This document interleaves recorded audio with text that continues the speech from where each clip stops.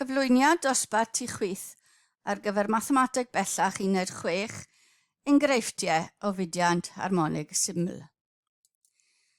Pan y ceisio profi bod gwrthrych yn symud gyda mudiad harmonig syml, mae'n bwysig cofio bod y dadleoliad x wedi fesur o'r safle cydbwysedd. Golygu'r hyn bod rhaid darganfod y safle cydbwysedd yn gyntaf. Mae angen diagram clir o'r system ar amser cyffredinol T. Ac ar eich diagram, rhaid y dadleoliad, y cyflymder a'r cyflymiad gael yr un cyfeiriad positif. Felly, enghraifft cyntaf. Mae un pen llinyn elastig ysgafn hyd naturiol 1.2 metr ynghlwm wrth pwynt O ac mae gronyn P, mas 0.5 kg, ynghlwm wrth pen arall y llinyn. Mae gronyn yn hongian mewn cydbwysedd 1.4 metr islaw O. Darganfyddwch fodulus elastigaidd y llinyn. Nawn ni hynna gyntaf. Felly, dyma ni. Mae 1.4 islaw O, felly mae'r estyniad yn 0.2 yn ni sefyllfa cydbwysedd. Felly mae'r grym sy'n am dynnu fel lawr yn 0.5 G, mae tensiwn yn y llinyn. Mae mewn cydbwysedd, felly ail dedd Newton, tensiwn lan, minus 0.5 G lawr yn haflu 0. Felly mae y tensiwn yn lambda llosi'r estyniad rhannu dy'r hyd naturiol, minus hanner G yn 4.9. Felly mae lambda yn mynd i ddod mas i fod yn 29.4. Tynnu'r y gronyn i lawr y 0.3 metr o'i safle cydbwysedd a'i ollwng o ddisymudedd. Dangoswch fod y mudiant canlynol yn mudiant harmonig syml a nodwch a'i gyfnod a'i osgled. Felly, cydbwysedd, mae'n cael ei dynnu lawr 0.3 metr, a mae rhaid gael diagram cyffredinol ar amser T. Amser T yn 0, mae fe cael ei dynnu lawr 0.3. Amser wedyn T cyffredinol, unig o creu yn hafaliad differol.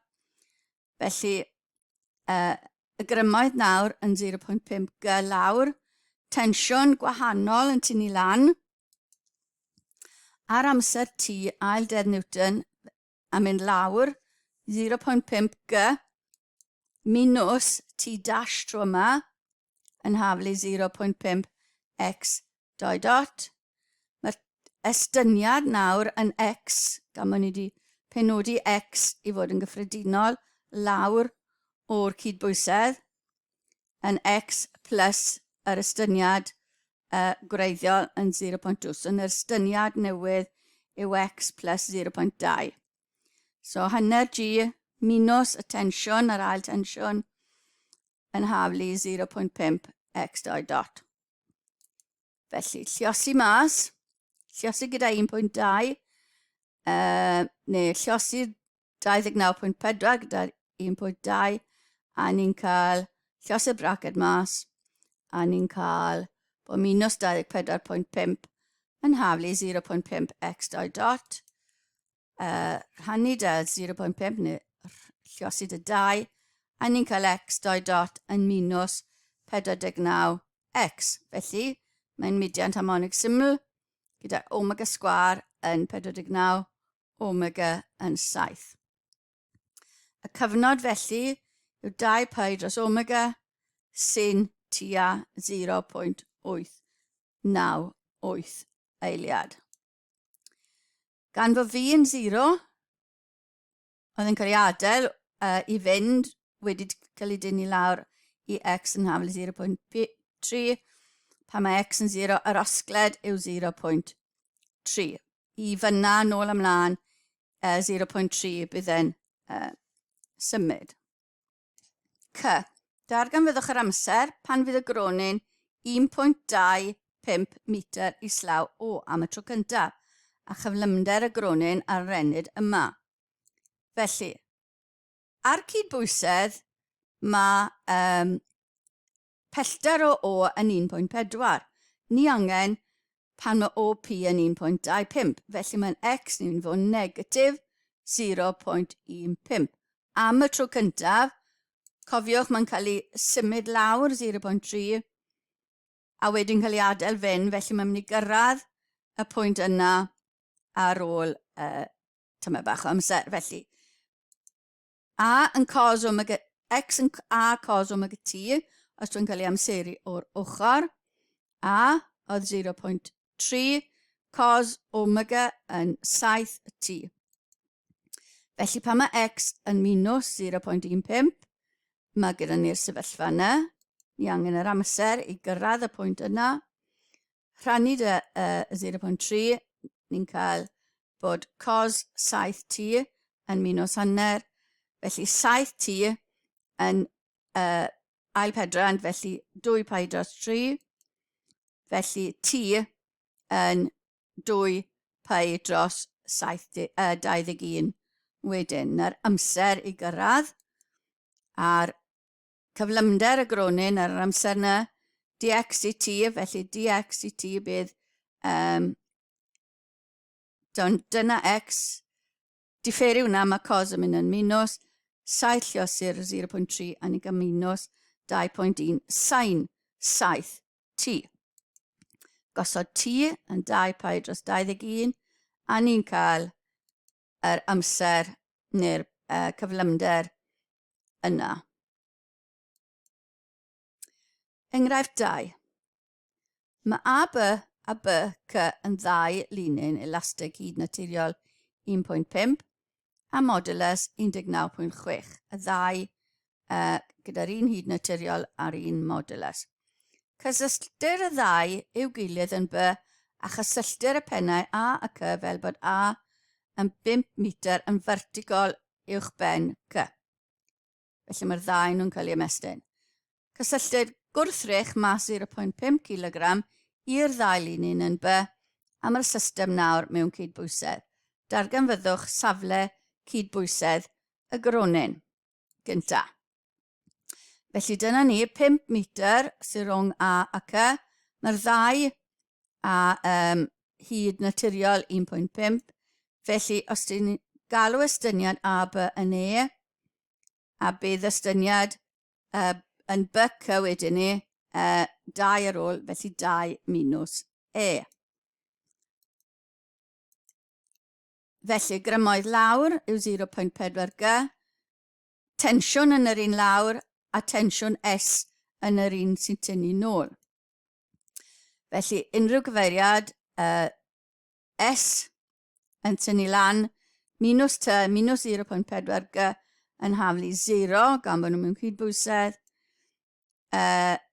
Lambda 19.6 llosi estyniad E dros yr hyd naturiol ar gyfer y llinyn ucha a 19.6 llosi 2 minus E wedyn am yr estyniad rhannu dy 1.5 am yr hyd naturiol yn haflu mynd ar 0.4 G draw. Llosi dy 1.5 a ni'n cael casglu'r termau E 19.6 E plus 19.6 E minus 2 19.6 sef 39.2 yn haflu hwnna wedi llosi 1.5 yn dod yn 5.8. Ail drefnu a rhannu dy 39.2 a ni'n cael bod E yn haflu 1.15. Felly mae y gronyn yn cydbwysedd pan mae e 2.65 islaw A. Tynnu'r y gronyn i lawr 0.7 metr a gollyngu'r o ddisymudedd. Profwch fod y mudiad canlynol yn fudiad harmonig syml a darganfyddwch ei gyfnod a'i osgled. Felly mae'n cael ei dynnu lawr 0.7. Mae rhaid ni gosod yr llinyn fel bod y X lle cyffredinol rhwng 0.7 a'r lle cydbwysedd, galw hwnna'n X. Felly, hafaliad cyffredinol gyda ni nawr, y 3 grym, y 0.4 G yn tynnu lawr, y T dash sy'n wahanol i'r un gwreiddiol, a S dash sy'n gwahanol i'r un gwreiddiol. Dyna'r grymau sy'n weithredol. Nawr, felly, ail deddf Newton, mae T lawr, T dash plus 0.5 G minus S dash yn hafel i 0.4 X, X2 dot.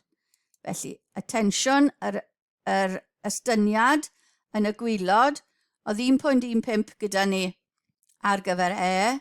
Felly, hwnna mas o 2, mae 0.85 tynnu X yw'r estyniad wedyn ni yn yr llun gwylod, a 1.15 plus X yw'r estyniad cyffredinol yn y llun top. Felly, plus 0.4 G, a hwnna gyd yn hafel 0.4 X 2 dot. Lluosi popeth 1.5, ni'n cael 19.6 lluosi bracet na, plus 0.6 G wedyn, plus 19.6 lluosi'r bracet na, yn hafel i 0.6 X 2 dot. Lluosi'r bracet mas, na 16.66 minus 19.6 X, lluosi gyda G 5.88, 24.54, a minus wedyn ni 19.6 X yn hafel i 0.6 X 2 dot. Casglu'r termau, mae'r termau heb X yn canslo mas, felly mae gyda ni minus 39.2 X yn hafel i 0.6 X 2 dot, rhannu 0.6, a ni'n cael X 2 dot yn hafel i minus 196 dros 3 lluosi X. Mae hwnna'n mudiant harmonic syml gyda omega sgwar yn plus 196 dros 3, felly omega yn mynd i fod yn 14 dros ail isradd 3. Felly, dyna omega. A osgled yn mynd i fod yn 0.7, achos dyna lle oedd yn cael ei dynnu lawr i fod. Pan mae T yn 0, mae X yn 0.7, a mae'r cyflymder yn 0. Golygur hyn fod yr estyniad AB yn amrywio rhwng 0.45 a 1.85, nôl amlaen. Tra bod yr estyniad yn BC yn amrywio rhwng 0.15 a 1.55. Nid yw'r llinyn felly yn mynd yn llac, felly mae defnydd o ail deddf Newton yn ddilys yn ystod y mudiant. Felly'r cyfnod, ond nhw angen y cyfnod y 2 pi dros omega sy'n dod yn 0.777. C, darganfyddwch fiannedd y gronyn pan fydd 0.35 metr islaw safle'r cydbwysedd. A nodwch 2 dybiaeth rydych wedi wneud mwyn ateb y cwestiwn. Felly 0.35, pan mae X yn 0.35, yw islaw safle'r cydbwysedd. A ni'n cael felly defnyddio'r hafaliad yna. Ni'n gallu defnyddio hafaliadau mudiad harmonic syml wedyn. Felly omega sgwar yn 196 dros 3, a oedd yn 0.7 wedi sgwario minus 0.35 wedi sgwario wedyn, gan dyna neu li angen. So fi sgwar yn dod yn 24.01, fi yn mynd i fod yn tua 4.9 metr yr eiliad. Nodwch 2 dybiaeth, ni modelu'r gwrthrych fel gronyn. Mae'r llinyn yn ysgafn, a nid yw terfan elastigedd wedi gyrraedd yn ystod y mudiant, a dim gwrthiant aer. Enghraifft 3. Mae A a C yn 2 bwynt sefydlog 3 metr wrth ei gilydd ar fwrdd llorweddol llyfn.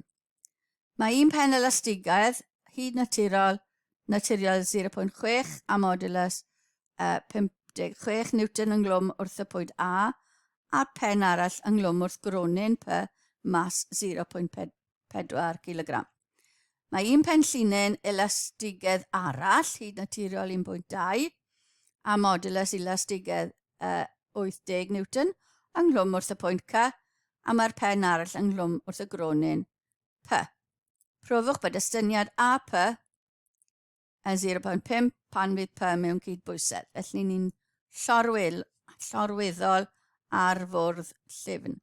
Felly A i C yn 3 metr, i ffwrdd hyd naturiol yr llinyn gynta o 0.6, hyd naturiol yr ail un oedd 1.2. Felly, os galwyn ni'r estyniad yn AP i fod yn E, a estyniad felly PC fydd 1.2, felly yr holl i gyd yn dod yn 1.2 minus E. Tensiwn yn un ochr, tensiwn gwahanol ar ochr arall. Fe mewn cydbwysedd, nid yw'r pwysau yn wneud dim gwahaniaeth i mudiant llorweddol. Felly ar gyfer cydbwysedd, mae T yn hawlu S, lambda estyniad dros un naturiol yn hawlu lambda, estyniad tro yma 1.2 tynnu E dros hyd naturiol, lluosod 1.2, ni'n cael 112 E, lluosod braced mas yn rhoi 96 minus 80 E.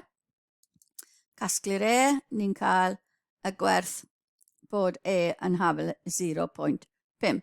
Felly yr estyniad yr ochr chwith yn 0.5 a mae'r ochr dde yn mynd i fod yn 0.7. B. Nawr symudir y pwynt P, pellter 0.3 tuag at C. A rhoddir iddo gyflymder bach maint U tuag at C. Profwch bod y mudiant dilynol yn fudiad harmonig syml, dim ond bod U yn bodloni amodau penodol sydd angen ei darganfod, a darganfyddwch gyfnod y mudiant. Reit, safle cydbwysedd yn y fanna, mae'n cael ei symud 0.3 a rhoi mudiant i bedol iddo yng nghyfeiriad C. Felly, y sefyllfa cyffredinol, gosod X o'r cydbwysedd, felly creu hafaliad ar gyfer y mudiant, felly tensiwn gwahanol yn tynnu un ffordd, tensiwn gwahanol yn tynnu'r ffordd arall, ail dedd Newton yn mynd i'r dde, so T dash tynnu S dash, dim arall, yn hafelu mas lluosur cyflymiad, felly lambda am yr un cynta, estyniad nawr am yr ail un, felly ar gyfer T. 0.7 tynnu X gyda ni fan hyn.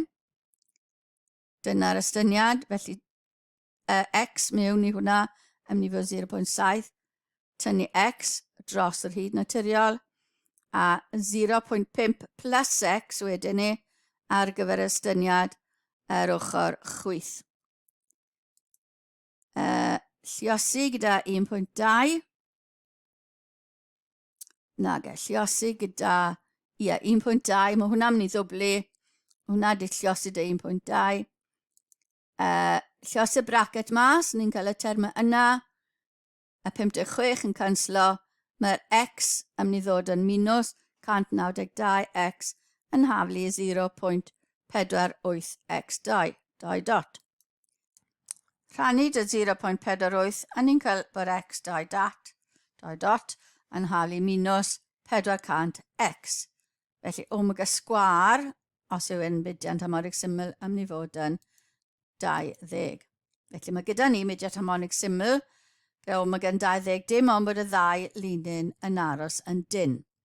Hyn bydd y sefyllfa, ond yr osgle ddim bod yn fwy na 0.5. Ni ddim am iddo fe fynd yn hibo 0.5, neu bydd un o'r llinynau yn mynd yn slac. Felly, pan fydd T yn 0, X yn 0.3, a U, a V yn U, a mae omega gyda ni yn 20. Felly, defnyddio'r fformwla yma, U sgwar yn haflu 400 nawr a minus 0.3 di sgwario. Felly mae A sgwar yn osgled ni yn mynd I fod yn U sgwar rhannu 400 plus wedyn 0.3 wedi sgwario. Ar gyfer mudiad harmonic syml, ni angen bod A sgwar nawr yn llai na 0.25, 0.5 di sgwario. Felly, creu anhafaledd U sgwar dros 400 plus 0.909 yn llai na ni'n haflu 0.25. Ail drefnu, hwn a ni'n gwybod U sgwar yn gofio fod yn llai na ni'n hawlu 84. Hynny yw bod U rhwng minus 8 a plus 8 mwyn bod y llinynau ddim yn mynd yn slac. Os mae hyn yw'r sefyllfa, mae gyda ni mudiad harmonic syml gyda cyfnod 2 pi dros omega sy'n tua 0.314 eiliad. A dyna ddiwedd y cyflwyniad ar gyfer enghreifftiau o fudiad harmonig syml.